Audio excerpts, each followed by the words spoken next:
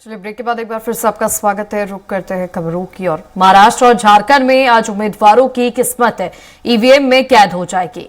महाराष्ट्र में जहां एक चरण में सभी 288 सीटों पर जनता अपने मताधिकार का इस्तेमाल कर रही है, तो वहीं झारखंड में 2 चरणों में वोटिंग हो रही है। यहां पर पहले चरण के लिए मतदान 13 नवंबर को हो चुका है और दूसरे चरण के लिए वोटिंग जारी है। इसके अलावा यूपी की 9 और उत्तराखंड की केदारनाथ विधानसभा सीट पर उपचुनाव के लिए वोट डाले जा रहे हैं।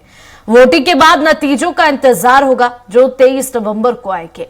लेकिन बात की जाए तो अभी फिलहाल जिस तरीके से मतदान हो रहा है वह इस पर ज्यादा चर्चा के लिए हमारे साथ लखनऊ से संवाददाता लाइव जुड़ गए हैं घनश्याम निशान चौरसिया। घनश्याम, अगर अभी की बात की जाए तो क्या स्थिति उत्तर प्रदेश में बनी हुई है और कितने प्रतिशत मतदान जो है वो हो चुका है?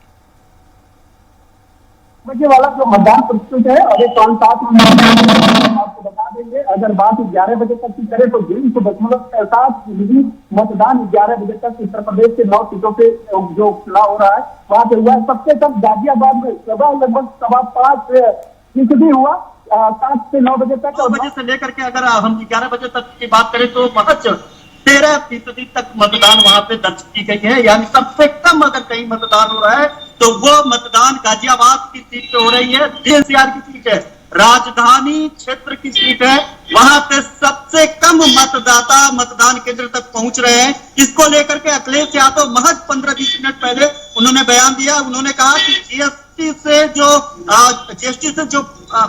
व्यापारी है वो इतना पीड़ित है, भारतीय जनता पार्टी के जो वोटर्स हैं वो वोट देने के लिए नहीं जा रहे हैं और समाजवादी पार्टी के वोटर्स ही वोट देने जा रहे हैं। तो ऐसे में वहां पे मतदान कम पड़ रहा है और कमोबेश पूरे उत्तर प्रदेश के जो 9 सीटों पे मतदान हो रहा है वहां की भी स्थिति यही है। उन्होंने तमाम आरोप लगाए, पहले उसका जिक्र कर ले, विश्लेषण कर ले। 44 विश्लेषण करना इसलिए भी जरूरी है कि बेहद आक्रामक तौर पे अखिलेश यादव आज के मतदान को लेकर के आनंद फानंद में प्रेस कॉन्फ्रेंस बुला करके सारी बातों को मीडिया के जरिए लोगों के बीच में रखा है। सबसे पहले उन्होंने आरोप लगाया कि प्रशासन पूरी तरीके से धांधली कर रहा है, भारतीय जनता पार्टी के फेवर में वोट डलवा रहा है। तमाम ऐसे समाजवादी पार्टी के बूथ स्तर के लोग हैं जिनको वो लोग उठा ले रहे हैं, रात से ही दबाव बना रहे हैं, वोट कम पड़े। उन्होंने मुस्लिम वोटरों का भी जिक्र किया है कि ये सब कार्रवाइयां इसलिए भी की जा रही है जब चुनाव आयोग ने पत्र जारी करके ये कह दिया है कि कोई भी पुलिसकर्मी, कोई भी प्रशासनिक अमला जांच नहीं करेगा कि वो बुरके में जा रही है, पर्दानशी है या फिर आधार कार्ड। वो जो बूथ पे मतदान कर्मी है वही जांच कर सकते हैं। फिर तमाम जगहों पे बैरिकेडिंग करके पुलिस क्यों जांच कर रही है? उन्होंने कहा कि सिर्फ इसलिए जांच की जा रही है क्योंकि ये मुस्लिम बाहुल्य क्षेत्र है, जो वोटर है वो समाजवादी पार्टी के वोटर हैं, इसलिए चुनाव को प्रभावित करने के लिए ये बेईमानी की जा रही है। भारतीय जनता पार्टी के योगी आदित्यनाथ पे आरोप लगाते हुए सपा सुप्रीमो अखिलेश यादव ने कहा कि ये हार रहे हैं, पहले लोकसभा चुनाव हारे, अब उपचुनाव हारने जा रहे हैं, 27 में भी ये हारेंगे इसलिए क्योंकि जनता तो इनके खिलाफ है। लेकिन जनता के साथ साथ दोनों डिप्टी चीफ मिनिस्टर यानी उन्होंने दो डीसीएम उत्तर प्रदेश में है। एक पहला डीसीएम की बात करें तो ब्रजेश पाठक, केशव प्रसाद मौर्य, दोनों लोगों का जिक्र करते हुए उन्होंने कहा कि ये लोग भी योगी आदित्यनाथ के खिलाफ हैं। ऐसे में जो जनता खिलाफ तो है ही, दोनों डीसी ये बेईमानी पर उतरे हुए हैं। अब 3-4 लोगों का नाम जो है उन्होंने जिक्र करते हुए कहा कि ये लोग पूरी तरीके से बेईमान है और हम लोग लगातार चुनाव आयोग को उन्होंने एक बड़ा मोटा उन्होंने एप्लीकेशन जो है उन्होंने दिखाया और उस मोटे बंडल में उन्होंने सारे एप्लीकेशन को दिखाते हुए कहा कि हम लोग लगातार शिकायत दर्ज करा रहे हैं, कल से शिकायत दर्ज करा रहे हैं और सुबह की शिकायत दर्ज करा रहे हैं। इस बाबत पूछने पे क्या चुनाव आयोग रिस्पॉन्ड कर रहा है तो उन्होंने कहा कि हमारा काम था शिकायत दर्ज कराना। दूसरी बात, उन्होंने अधिकारियों को चेतावनी देते हुए कहा कि हम लोग सीआई के साथ हमारी बातचीत हुआ है, चुनाव आयोग से बात हुआ है, जो धांधली प्रशासनिक हमला पुलिसकर्मी करे हम लोग चिन्हित कर रहे हैं और इनके खिलाफ हम लोग कार्रवाई करेंगे और इनके खिलाफ कोर्ट में भी जाएंगे। चुनाव भाजपा हारेगी ही, लेकिन ये लोग भी हारेंगे जब कोर्ट इनको दंड देगा। जब कोर्ट दंड देगा तो इनकी सैलरी छीन जाएगी, इनकी पीएफ छीन जाएगा। ये जब रिटायर होंगे तो इन पे जो सामाजिक पद प्रतिष्ठा है वो भी धूमिल होगा। उन्होंने आगाह किया कि आप गलती ना करें, नहीं तो आपको सब कुछ छिन जाएगा और समाजवादी पार्टी आपको कोर्ट में घसीटेगी। अखिलेश यादव का ये सब सारे बयान है। उन्होंने एक के बाद एक कई तमाम सीटों का जिक्र किया, लाठीचार्ज का जिक्र किया, जांच का जिक्र किया और वोटिंग प्रतिशत को लेकर के जिक्र किया। इन सब सारी बातों को जिक्र करते हुए कहा कि लगातार बेईमानी की जा रही है, लगातार जो है समाजवादी पार्टी के अगेंस्ट में प्रशासनिक अमला काम कर रहा है। जहां पे भारतीय जनता पार्टी के वोटर्स नहीं है वहां पे वोट कम कर दिया गया है, मतदान कम करने दिया जा रहा है, लाठियां चटकाई जा रही है। मुस्लिम क्षेत्रों पे लाठियां चटकाई जा रही है क्योंकि उनको पता है कि ये वोट देंगे तो ये भारतीय जनता पार्टी के खिलाफ होगा। वहीं पे भाजपा का भी जिक्र करना बेहद जरूरी है। भारतीय जनता पार्टी का जिक्र करते हुए भारतीय जनता पार्टी ने एक ट्वीट किया है।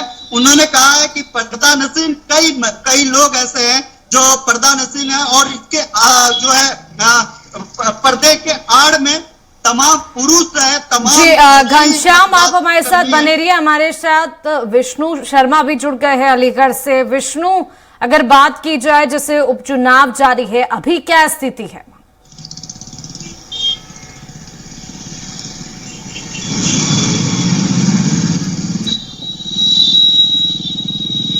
विष्णु, क्या आप मुझे सुन पा रहे हैं?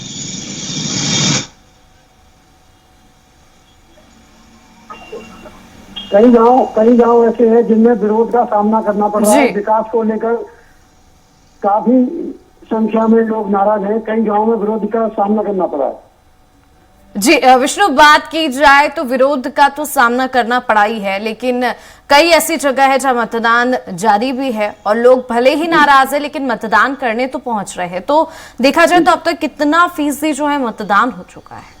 अब तक 1 बजे तक 29% अभी तक मतदान हुआ। सबसे पीछे मतदान अलीगढ़ में चल रहा है, खेर विधानसभा में। हालांकि जाटलैंड इलाका कहा जाता है, लेकिन चुनाव की वोटों की प्रति बहुत धीमी रफ्तार पकड़े है। जी विष्णु, बात की जाए तो आखिर क्या वजह है जो मतदान करने के लिए लोग जो है नहीं जा रहे हैं? आखिर क्या ऐसी नाराजगी है जनता की कि मतदान करने ही नहीं जा रहे?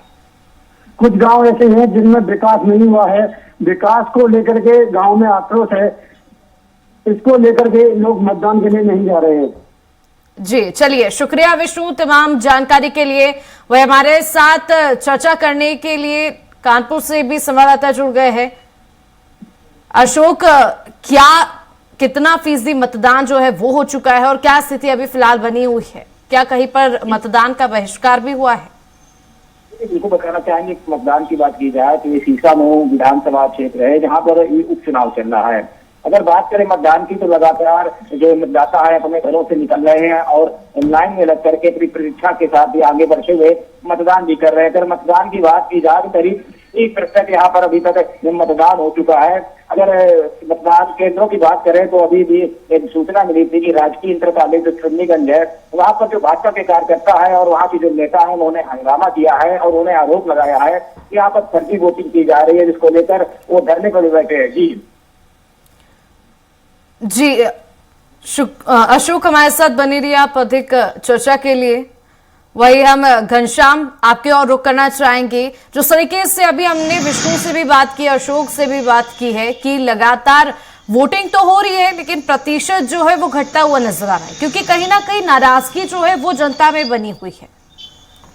देखिए, अगर अलीगढ़ की बात करें तो कई जगहों पे उन्होंने चुनाव बहिष्कार किया था और चुनाव बहिष्कार करके उन्होंने कहा था क्योंकि कई मांगे थी। एक तो हाईटेंशन तार जो है उनके गांव की तरफ गया था तो वहां पे खतरा थी, कहीं पे रोड को लेकर के, कहीं पे मूलभूत सुविधाओं को लेकर के 11 बजे तक मतदान हुआ नहीं, तो इससे वहां पे काफी ज्यादा प्रभावित हुआ। लेकिन उसके अलावा जमीनी मुद्दे भी है, ये सबसे बड़ा सवाल है। और ये डर सिर्फ सपा और भाजपा सिर्फ सपा की नहीं है या फिर सत्ताधारी दल भाजपा की नहीं है, दोनों लोगों की है कि आखिरकार कौन लोग हैं जो वोट करने के लिए नहीं जा रहे हैं। और ये चिंता का विषय दोनों पार्टियों को लेकर के है। बसपा भी चुनाव लड़ रही है, कई सीटों पे अन्य दल के लोग भी चुनाव लड़ रहे हैं, लेकिन जो लड़ाई इस बार 9 सीटों पे देखने के लिए मिल रही है वो सपा और भाजपा के बीच में मिल रही है।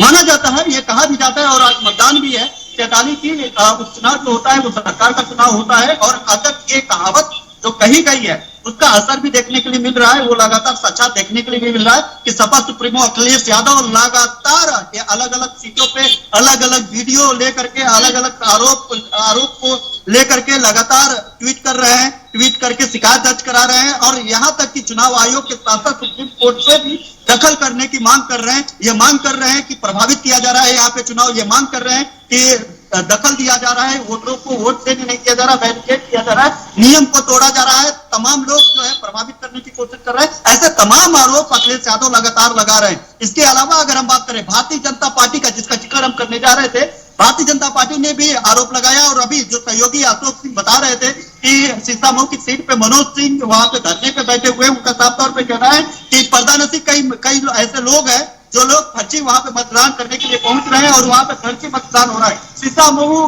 की बात करें, नसीम सोलंकी वहां पे समाजवादी पार्टी की तरफ से प्रत्याशी है और वहां पे कांटे की टक्कर देखी जा रही है समाजवादी पार्टी और भारतीय जनता पार्टी पे। वहां पे एक वोट बेहद निर्णायक है। ऐसा में चाहे समाजवादी पार्टी हो चाहे भारतीय जनता पार्टी हो, दोनों लोग कोई कसर नहीं छोड़ना चाहते हैं, किसी तरीके की लापरवाही नहीं करना चाहते हैं। और यही कारण है कि सुबह से ही सीतामऊ की सीट पे हंगामा देखने के लिए मिल रहा है। और सीतामऊ की सीट की बात करें तो अब भारतीय जनता पार्टी के नेता वहां पे धरने पे बैठ गए हैं कि उनका आरोप है कि यहाँ पे फर्जी मतदान कराया जा रहा है। और उन्होंने एक पत्र भी ट्वीट किया है, उन्होंने कहा है कि पर्दे की आड़ में तमाम फर्जी जो वोटर्स है, तमाम यहाँ तक कि पुरुष महिलाओं के वेश में जो है बुर्का पहन करके पर्दा लगा करके वो जाकर के वोट डालने की कोशिश कर रहे हैं। ऐसे में जांच करना बेहद जरूरी है। और इसका जवाब देते हुए सपा सुप्रीमो अखिलेश यादव ने कहा है कि ये लोग प्रभावित करना चाहते हैं क्योंकि बुर्का नसीब जो महिलाएं हैं वो मुस्लिम है, इसलिए उनको प्रताड़ित किया जा रहा है, प्रभावित किया जा रहा है। और अखिलेश यादव ने एक और अपील किया है, बताना बेहद जरूरी है। उन्होंने कहा कि एक बार नहीं कई बार जाए, जब तक वोट नहीं डाल पाते हैं आप लोग, जब तक वोट नहीं डाल लेते हैं तब तक आप बार बार रिपीट एंड रिपीट वहां पे जाए, कितना भी प्रभावित किया जाए। अखिलेश यादव ने कहा कि चुनाव आयोग से हमारी बातचीत हुई है, ईसीआई प्रमुख से बात हुआ है और ईसीआई प्रमुख ने साफ तौर पे कहा है कि आप अधिकारियों को चिन्हित करें, हम लोग कार्रवाई करेंगे। इस बाबत अखिलेश यादव साफ और सख्त रवैया अपनाते हुए दिखाई दिए।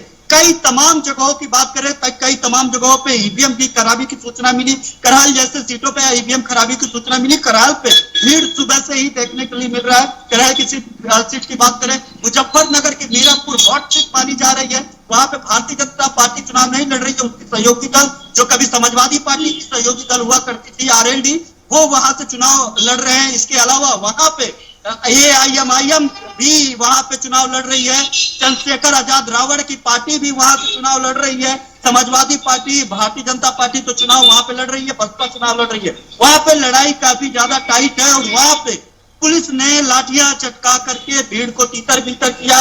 वहां पे एक दरोगा पे भीड़ उग्र होकर के हमला कर उसको रिवॉल्वर निकालना पड़ा, भाग करके वो जान बचाया। उसके बाद एसएसपी ने दखल दिया, भीड़ को वहां पे तीतर बीतर किया गया और वहां पे तीतर बीतर करने के दरमियान वहां पे जो है पत्थरबाजी भी की गई। इस तरीके से भी इस चुनाव में तस्वीरें दिख रही है। चैताली, आप इस बात को समझिए कि ये उपचुनाव कितना महत्वपूर्ण है। इस उपचुनाव से सरकार पे ना कोई प्रभाव पड़ना है, ना विपक्ष पे कोई प्रभाव पड़ना है, लेकिन 2027 के लिए एक मैसेज कन्वेइंग होगा। ये मतदान, ये टेस्ट होगा। ये मान लीजिए कि अगर खेल है, राजनीतिक खेल में ये सेमीफाइनल। जी चलिए घनश्याम, आपके रुख करेंगे। मैं रुक करना चाहूंगी अशोक की तरफ। अशोक भी हमारे साथ लगातार बने हुए हैं कानपुर से।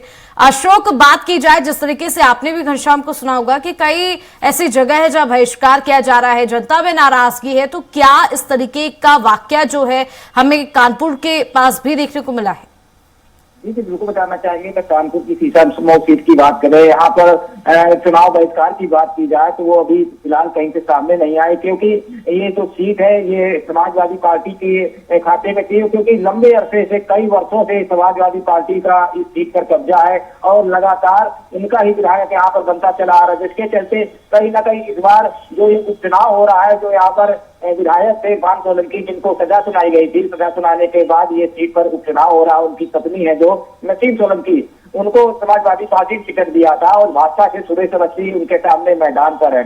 सीतामऊ पर सीट की बात की जाए तो भारतीय जनता पार्टी के लिए एक सीट एक अहम मुद्दा रख रही इस बार, उसकी साख बनी हुई थी कि उत्तर प्रदेश के मुख्यमंत्री योगी आदित्यनाथ जी हो या कोई भी बड़ा नेता हो, उसने कोई कसर नहीं छोड़ी है। मुख्यमंत्री जी ने यहाँ पर जनसभा की थी, उसके बाद में एक रोड शो भी किया था, उन्होंने अपनी पूरी ताकत झोंक दी है। तो इस बार कहीं ना कहीं ये समाजवादी पार्टी से ये सीट छीनने का प्रयास किया जा रहा है। फिलहाल जो मुकाबला देखा जा रहा है काफी रोमांचक है।